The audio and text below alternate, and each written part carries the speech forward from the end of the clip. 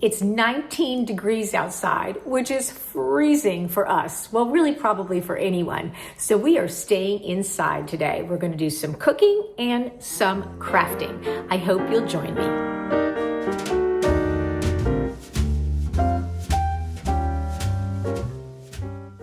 Hey everyone, welcome to Relatively Refined. My name is Paula. Well, today I'm going to share with you a fun and adorable little craft project. Easy peasy, does not involve a lot of materials, just some paper and some string, and that is it. And then Truey's going to join us in the kitchen to make something she's been wanting to make for quite some time. I don't know how it's going to turn out, but we'll see. So come on with me and let's get started. Well, I was scrolling through Pinterest the other day. Don't get me started. You can go down a serious rabbit hole on Pinterest. If you are a Pinterest user, you know what I'm talking about. But anyway, several little paper crafts popped up on my feed because I've done some paper crafts in the past. And one of them, I'll post a little picture of it over here, was the most adorable kind of origami folded paper dress. And I thought, how cute would it be to make a little banner out of those dresses, like, and in different kind of spring or pastel colors, like little Easter dresses, and hang those on my fireplace for Easter. So I had some scrap paper lying around, and I got to work, and I was able to fashion a couple of these dresses. So I'm going to show you how I did it, and then I'm going to put the banner together and give you a look at that. I think this is a craft project that anybody could do, and it would be darling for any number of occasions. I mean, you could tailor the colors of the paper to any occasion, a little girl's birthday party, Easter dresses, Christmas, whatever it might be. Baby shower, you could make little, if it was a girl, you could make little baby girl colored dresses. You could do a wedding shower, and you could do different white dresses. Be just adorable. So anyway, I'm going to show you how I made this and put together the banner, and we'll see how it all turns out. All right, I'm going to take you down and get started on folding these little paper dresses. All right, well, I've sped up this portion just to give you an idea about how to make these. I will link the video that I followed down in the description box below. But basically you start with a 6 by 6 inch piece of paper, and you fold it in half both ways. And now you're going to fold the outside edges in towards the middle. So you're kind of making like an accordion situation. Once you have that done, you fold it in half, and then what you're going to do is fold the top back forward, leaving a little bit, maybe like a 1/4 of an inch there, so that you now have the bodice, which is the top shorter part, and then the skirt of the dress. And you can see I'm just spreading out or fanning out the paper for the skirt. This is probably the trickiest part right here. You're going to fold those little flaps down, and then you're going to make it into like a little diamond shape. You open that up and fold that flat. And then you're going to fold it back, and this forms the neckline of the dress. Fold the sides in, and then flare out the side of the skirt. And then where you folded the sides of the bodice in, you're going to fold it back out, and that forms a little sleeve. And as I said, this is hard to follow sped up, but I wanted to give you an idea about how simple that is. And there's how it turned out. I hung it with mini clothespins that I got at the Dollar Tree on a piece of rickrack, so it kind of looks like a clothesline of little party dresses. And I think it turned out so cute.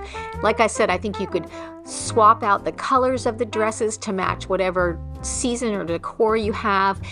This is just the paper I had on hand, but I do think if you used origami paper, it might be easier to fold, and you could get some really cute Easter patterns and make a whole string of Easter dresses. Just adorable and so easy.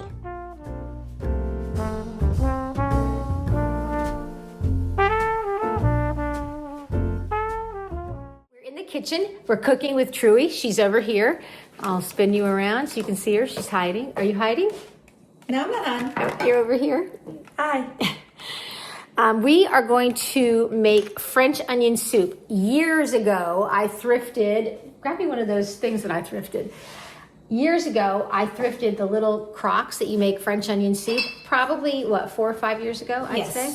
I've wanted this for 4 or 5 years. She's wanted to make French onion soup for 4 or 5 years. So since it's freezing cold here today, we thought it would be the perfect day to do it. So we're going to get started. I'm going to take you down off the tripod and we're going to take you through the steps to make the perfect cold weather meal, French onion soup. We have all these onions and Truey is going to cut them all up.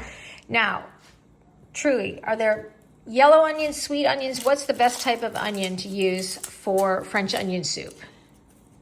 It is recommended to use primarily yellow onions. They have a more of a savory, beefy flavor to them because you have to cook them down for 45 to 60 minutes. It's recommended. Ooh, it's a long time.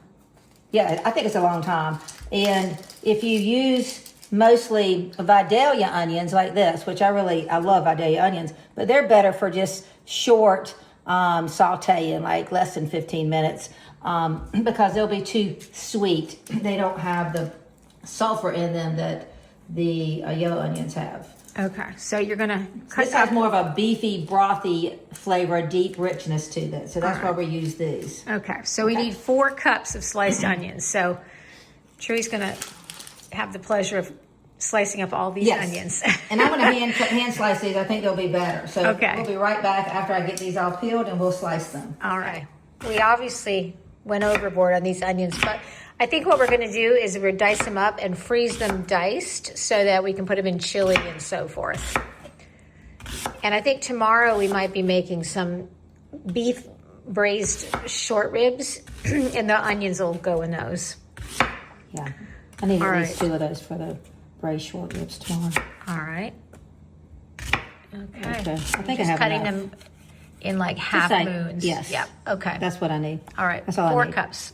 Yep. Oh yeah, I think we have enough.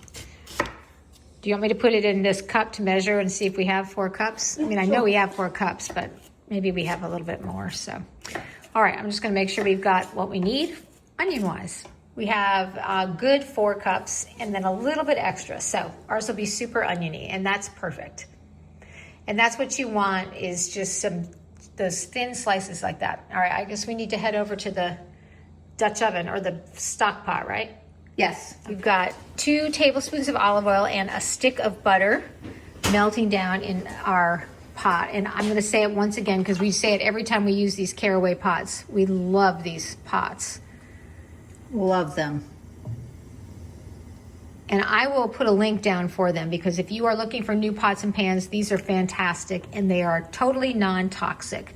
So once this gets all melted in there, we'll add the onions and we'll slowly cook them until they're translucent, right? Yes. Okay. Okay. Oh, you're going to go ahead and add them. We're okay. good. So add all those onions right in there. Yeah, we're good. All right. In full transparency, we added another half a stick of butter because I love butter. Truey's Southern, so she's a butter person. Yes. We like butter. We're a butter-loving family. Yes. We do actually go through quite a bit of butter, I feel. Well, if that's on my tombstone, death by butter, I'm fine with that. Okay. There we go. We'll let that cook down now until those onions are translucent. Okay. All right, these are looking pretty translucent. What goes in next? We're going to put in our beef broth, and then we're going to put in our wine. Oh, yeah, because it actually calls for sherry, but it's Sunday, so the liquor stores are closed here in South Carolina, right? In South Carolina, and we opted for, as a replacement, we opted for some Pinot Grigio. Yes, I read online that you could substitute a dry white wine. So that's what we're doing. And Paula said I had to pour her a glass. Yes, so this is my Christmas present, these beautiful wine glasses. She can usually drink about a swallow. A tablespoon. A tablespoon. She will never drink all this. There you go. Okay. All right. I'm a wimp. How much does this cost for? So we're going to put all the beef broth in there, right? Which is 5 cups of beef broth and 2 tablespoons of the sherry or white wine. That's looking good. Okay. Okay. All the beef broth. All the beef broth, yes. spin you around over here. Chewy's gonna grab the beef broth. So I have this, I pre-made this. And this is made from that better than bouillon, right? Yes, I love better than bouillon. I want to whisk this around a little bit and make Okay. sure it has everything dissolved in it. Okay. It says to make it in boiling water, but I had really hot water. Yeah. And then I made 5 cups of this. All right, 5 cups of beef broth and 2 tablespoons of sherry or white wine. 2 tablespoons? I think so, yep. Okay, I'm gonna pour this in. Oh, that's looking good. I'm excited. Yeah, this is going to be good. The lady at the checkout counter at Publix, when we were telling her what we were making tonight, I thought she was going to come for dinner. She was so excited by it. She said, I honestly want to bring her some up there. She's so Yeah, nice. she She's did. one of our favorite checkout people. We love Publix. Yes, the people there are so nice. We're big Publix And fans. They employ our daughter and she loves it. All right. She said it 3 or 4 times. I know. love I do feel like we should bring her up some. French if we have onion enough. soup. Okay, there you go. All right. And so as it caramelizes, which is really what you want the onions to do, it'll get darker and a deeper, richer color and take on that deeper, more All of a right. beefy flavor that we're looking for. So now I'm going to put the seasonings in there. seasonings in there. We're going to salt and pepper to taste, and we're going to put in the rosemary and thyme. No rosemary, just thyme. Just the thyme, excuse me. And salt and pepper. And our 2 tablespoons? Yeah, 2 Okay. tablespoons of that. Okay, 2 tablespoons. All right. All right. All right, we're going to add the 2 tablespoons of Pinot Grigio. Pinot Grigio, which doesn't seem like a whole lot, but I think we'll make liberal tablespoons, right? Yes. All right, she's added the thyme, and now Laurie's seasoning salt and pepper. Yes. All right. That says to season to taste, so you just season with your heart. I'm going to season with my Southern heart. Okay. And this We got is the my Lowry Southern seasoned heart. Okay. And then I'm going to taste it, okay? Okay. Okay, that's good. Don't you fret. Okay. Do not Are fret. we going to have a Southern heart attack? No. Okay. Trudy said we should take an extra statin tonight Yeah, we are. for our cholesterol. Okay. You can't take black pepper out, so I always go easy on that, and I'll Okay. taste that. But the Laura's seasoning salt, there's a lot of onions in there. We have no other salt in there. We'll All be right. fine. Okay. All right. Now that's just going to simmer for 30 to 45 minutes. And we're going to go watch the Lady Gamecocks basketball that we have taped. Okay. Yes. Watch them play Auburn again because they won and it was really good. So we're going to rewatch it and relive the glory. All right. Trudy's going rogue off recipe. I put she some thinks it garlic. needs more flavor. I put some garlic in there, some spice world garlic. Okay. Okay. I just Yeah. did some squeezes in there of garlic. And I did some Worcestershire, some Lee and Perrins for some depth. I put that in there. Just did some shakes. She's already added this. She's just Yep, I'm showing demonstrating you. how she measures. Yep. She measures for cooking like I measure for hanging pictures. Yep. By feel. And I'm going to put 2 bay leaves in there and let those cook in there. Cook those down for the Okay. 30 minutes, and then I'll remove those before Okay. I serve that. And then we'll retaste go it. And retaste that. All right. Yes. Okay. It needed some depth. That's much better. Already Okay. looking at it, I can tell. Okay. Here's the current state of affairs after about 20 minutes of simmering. And you can see it's getting a much richer color. So I'm sure the flavor is developing as well. We have another 15 minutes or so of simmering to go. So this is what it looks like after 35 minutes of simmering. Looks Yeah. delicious. Now we need to ladle it into our little onion soup containers and put the bread and cheese on top and broil. So it says to put the little bowls on a tray. All right, and you're just going to Okay. ladle it in. Okay. Okay. Yes. Here goes. Here we go. Here goes nothing. You just go like this. Should I pick it up? I You guess think? so, and just put You it just in. do like this. All right. Fill that. So we have 4 of these, and we'll fill all 4 of them. We got this spoon from the most precious little vendor at a craft fair. little craft fair. You put the crouton in. Are you going to put some more the other cheeses over the top? Yes. And then this is a combination of Gruyere and Swiss cheese. Okay, so what you're going to put a whole piece of Swiss over? Yes, I want it to like I remember it as a child. I want it to go melt over all the edges of the crock. Okay. I want that one to be mine. Okay. Because it has the most cheese. Okay. All right. That looks And now we'll just put this under the broiler until the cheese is bubbly. So these were under the broiler for really a very short amount of time. I have my broiler on high and they look delicious. See, does not look good? Yeah, it does look good actually. Really good. All right, we're going to let these cool just a minute before we taste test them. Okay, we tested the recipe, tested the finished product, and it's very good. I didn't film us trying it because it's kind of messy and I didn't think you needed to see that. But I will link the recipe in the description box for this particular version that we used. However, you need to know that Truey added a lot more flavor to it. She went rogue and off recipe and added the Worcestershire sauce, the bay leaves, a little apple cider vinegar, the Lowry seasoning salt, and a bunch of thyme. So the original recipe we thought was kind of flavorless. Maybe because we didn't have sherry, maybe actual sherry instead of the white wine would have added some flavor as well. And the other thing that we would change is that this recipe has you cooking the onions down until they're just translucent. I think they actually needed to be cooked down until they were caramelized. I think that would have given it a little bit more depth of flavor. And the other addition that we discussed and Trudy recommends is adding anchovy paste to it. That might give it another whole level, some more depth, another level of flavor to it. So while this recipe was good, it did take a lot of doctoring, so just know that. If you're going to make it yourself, I would look for a recipe that starts out with more flavors to it. And I'll add in the description box what Trudy added to ours, so you can, if you want to make it and doctor it up the way she did, you can. But all in all, it was kind of a fun experiment, something she's been waiting 5 years to make. It'll probably be 5 years before we make it again. But I hope you enjoyed joining us to make this French onion soup on a cold winter day here in South Carolina.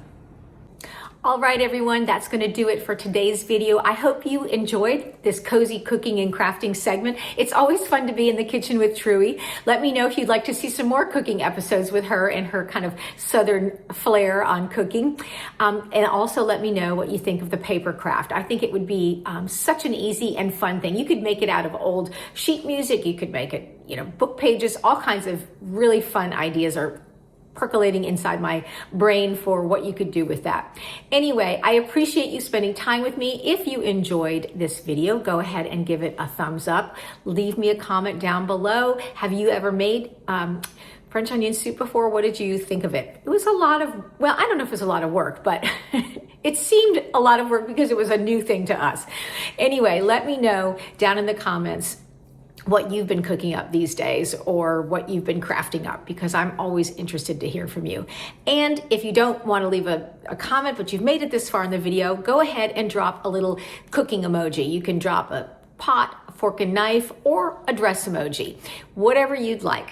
Those emojis in the comment section really do help out our channel, and it lets YouTube know that people are interested in our content, and it pushes us out to other people and helps us to grow our channel, which is always so rewarding. We appreciate each and every one of you. I hope you are all staying warm and doing well. Take good care of yourselves, and I will see you in the next video very soon. Bye-bye.